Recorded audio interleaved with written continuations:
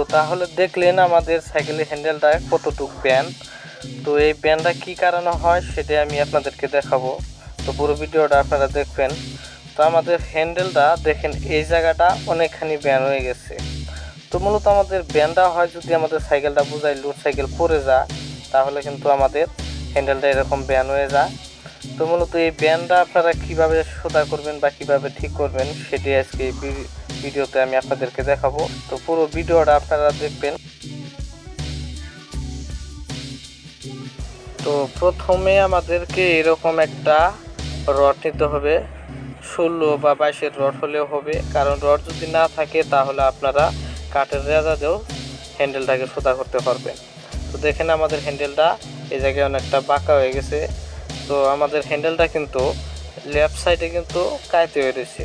তো আমরা রাইট সাইডে যাব। রাইট সাইডে গিয়ে আমাদের যেটা রড বা রেজা আছে সেটাকে আমরা এইভাবে লেফট সাইডের আমাদের এই যে এই লেফট সাইডের যেটা মুঠিটা সেই মুঠিটার তোল দিয়ে এইভাবে আমরা রডটাকে মানে বাজিয়ে নেব। আর বাজিয়ে নেওয়ার পর আমরা রাইট সাইডের যেটা হ্যান্ডেলের মুঠি আছে সেই মুঠির উপরে আর মাথাটা এই রডের মাথাটা আমরা এইভাবে রাখবো। তো রাখার পর তারপরে আমরা সেটাকে হাতের সাহায্যে আমরা ছেড়ে ছেড়ে মানে চার দিয়ে সেটাকে সোজা করে নেব।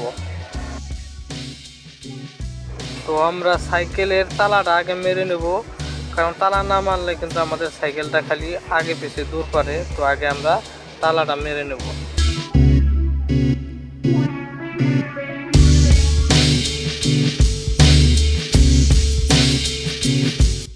তো আমাদের সাইকেলের হ্যান্ডেল সোজা করা এখন কমপ্লিট।